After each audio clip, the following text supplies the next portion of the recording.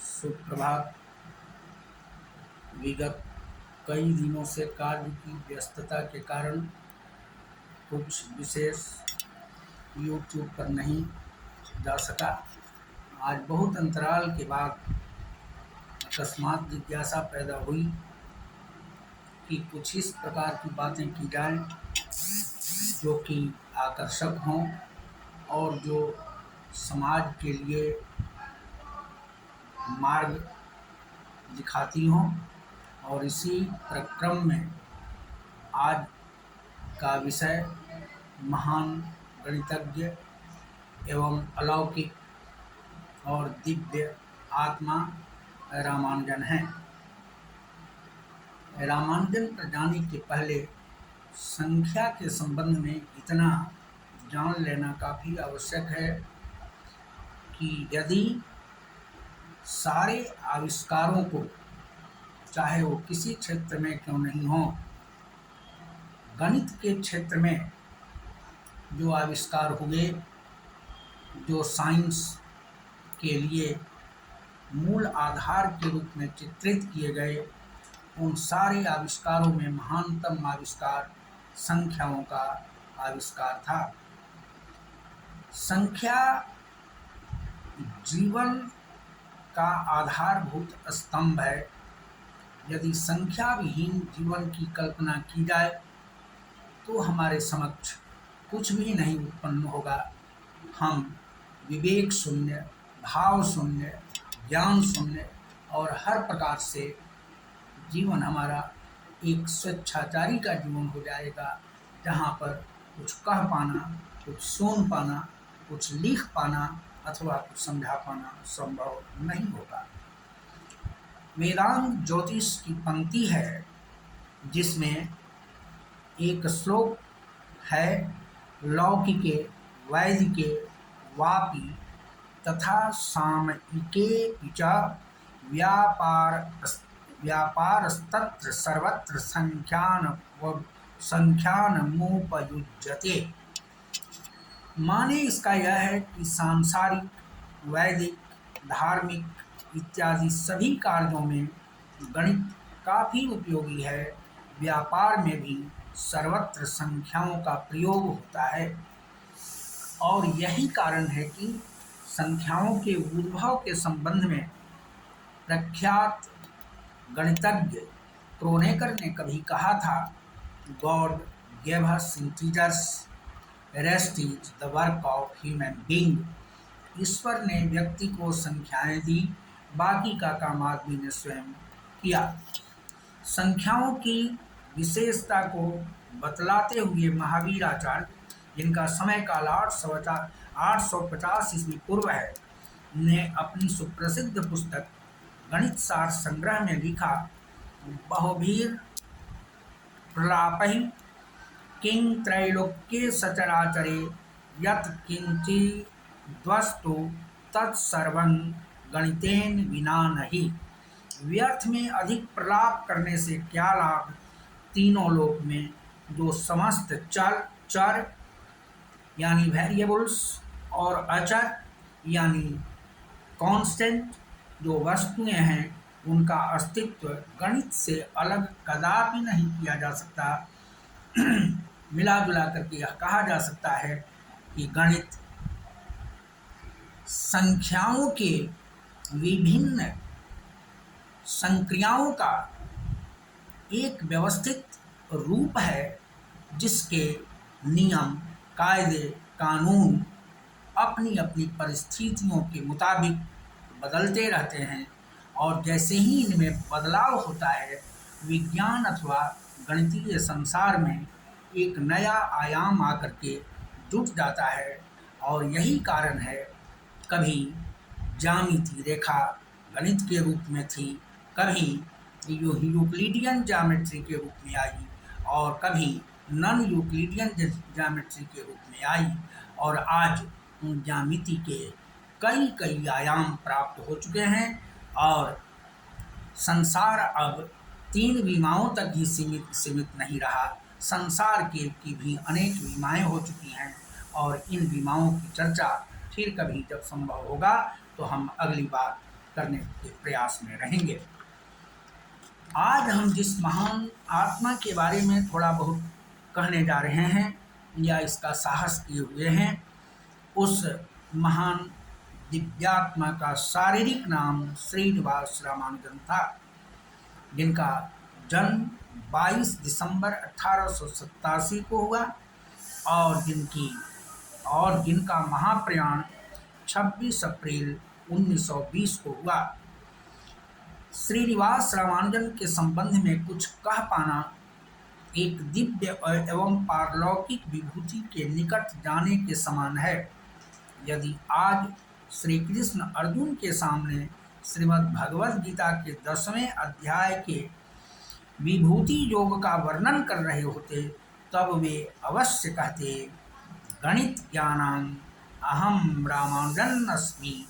श्रीनिवास रामानुजन का जन्म 22 दिसंबर सन 1887 को ईरोड ग्राम, जिला कोयम्बटूर में अपने नाना के घर हुआ था।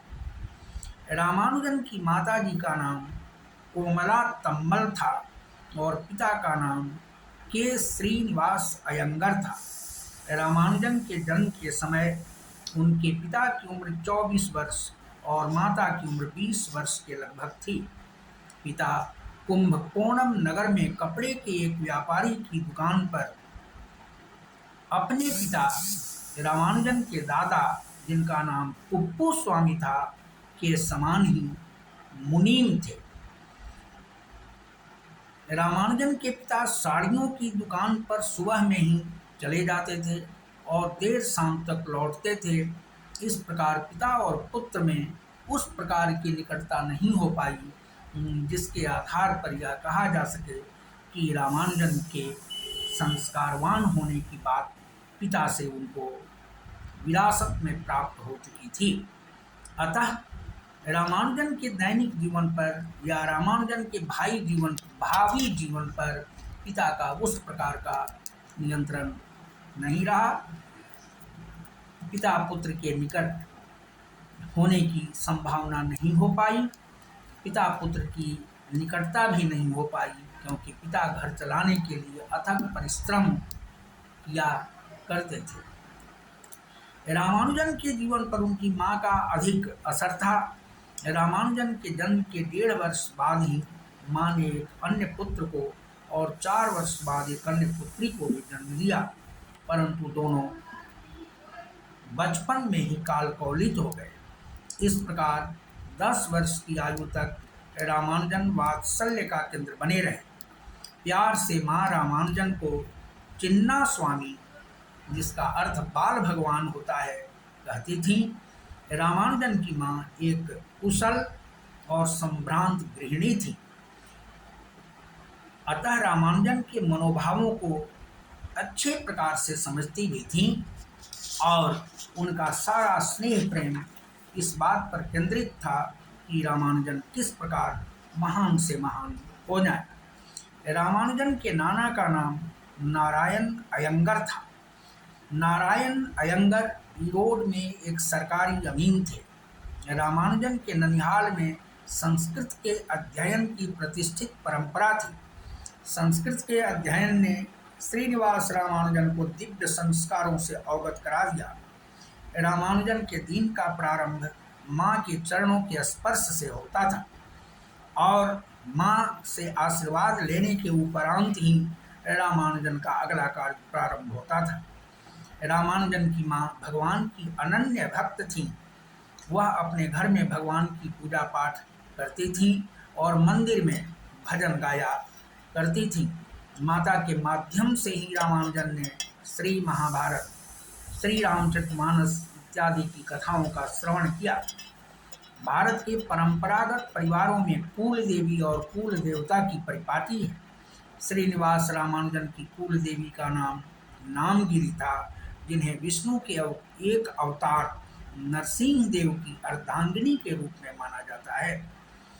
भगवती नामगिरी का नाम रामानुजन की मां ने रामानुजन को बार बार स्मरण दिलाया था और यही कारण है कि भगवती नामगिरी का नाम रामानुजन की माँ के होठों पर तो रहता ही था, रामानुजन के होठों पर भी रहता था।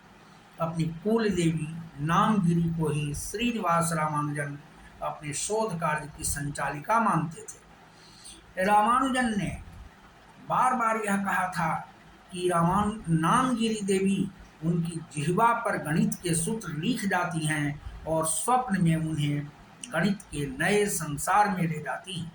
कहा जाता है कि प्रातःकाल ही रामानुजन बिछावन से उठकर गणित के सूत्र लिखकर उन्हें सिद्ध करने में लग जाते थे। अनेक बार ऐसा भी हुआ है कि रामानुजन ने सूत्र भर लिखा, परंतु उसका उचित प्रमाण अथवा उपपत्ति यानी प्रूफ नहीं दे पाई। कहा जाता है कि श्रीनिवास रामानुजन की नानी श्रीमती रंगामल एक साध्वी थी, जो समाधि की अवस्था में पहुंचकर देव दर्शन करने की सिद्धि प्राप्त कर चुकी थी। देवी नामगिरी से श्रीमती रंगामल समाधि की अवस्था में बातें किया करती थी। रामानुजन को अध्यात्म, धर्म और ईश्वर भक्ति की शिक्षा अपनी दिव्य और ममतामयी माँ से मिली थी। रामानुजन पूजा पाठ में रहते थे, मंदिर जाते थे, शाकाहारी भोजन करते थे और व्यर्थ की बातों में अपना समय नष्ट नहीं करते थे। रामानुजन एक शुद्ध, संस्कारवान तथा शाकाहारी ब्राह्मण थे, जो सिर मुड़वाकर चोटी शिखा रखते थे और पूजा पाठ नियमित रूप से किया करते थे। श्रीनिवास रामानुजन के द्वारा दिए गए अधिकांश सूत्र उनके ध्यान योग की ही देन है।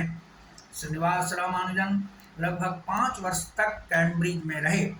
उनको गणित की पराकाष्ठा पर ले जाने वाले प्रोफेसर गॉडफ्रे हेराल्ड हार्डी ने लिखा है, रामानुजन अपने इंग्लैंड प्रवास के दौरान केवल शाकाहारी ही नहीं रहे, अपितु अपना भोजन भी स्वयं बनाते रहे। 3 वर्ष तक राम के गूंगा होने की आशंका हुई। बड़ों की सलाह लेकर उनका विधिवत अक्षर संस्कार करवाया गया। घर में ही तमिल भाषा का ज्ञान प्राप्त कर लेने के उपरांत अक्टूबर 1892 में विजयादशमी के दिन वैदिक मंत्रोच्चार के साथ 5 वर्षीय रामानुजन को स्थानीय पाठशाला में प्रवेश दिलवाया गया। पारिवारिक कारणों से रामानुजन कुछ समय तक कुंभकोणम, कांचीपुरम और मद्रास के विद्यालयों में गए। कांचीपुरम में उनकी शिक्षा तेलुगु भाषा के माध्यम से हुई। सन 1895 के उत्तरार्ध में रामानुजन कुंभकोणम के कंगायन प्राइमरी विद्यालय में अध्ययन करने लगे। इसी प्राइमरी विद्यालय में रामानुजन ने अंग्रेजी की शिक्षा प्राप्त की। आगे की शिक्षा उन्होंने अपने घर के निकट अवस्थित टाउन हाई स्कूल से प्राप्त की। हाई स्कूल की परीक्षा के बाद रामानुजन को सुब्रमण्यम छात्रवृत्ति मिली, जो गणित और अंग्रेजी में अच्छे अंक आने पर दी जाती है। फिर रामानुजन ने गवर्नमेंट कॉलेज में आगे की शिक्षा के लिए प्रवेश लिया। इस कॉलेज ने रामानुजन के ध्यान को गणित पर इतना केंद्रित कर दिया कि अंग्रेजी, इतिहास, मनोविज्ञान इत्यादि की कक्षाओं से भी वे संतुष्ट नहीं रहने लगे और वे गणित के शोध कार्य में ही लगे रहे। यहाँ उन्होंने अपने अध्यापक श्री पी.वी. शेषु अय्यर, जो स्वयं एक उच्च कोटि के गणितज्ञ थे, को रामानुजन ने अनंत श्रेणियों से संबंधित कई सूत्रों को दिखलाया, जिनकी खोज उन्होंने स्वयं की थी। विद्वान शिक्षक ने रामानुजन के सूत्रों की सराहना तो की ही, परंतु रामानुजन को अन्य विषयों की पढ़ाई पर भी ध्यान देने की सलाह दी। अब इसके बाद वाली बात फिर अगले एपिसोड में चर्चा की जाएगी। आज हमने इसकी शुरुआत की है। रामानुजन एक दिव्य थे, अलौकिक थे, अद्भुत थे, उनके जीवन की सारी बातें अद्भुत थी। अब अगले एपिसोड में बाकी की चर्चा की जाएगी। धन्यवाद।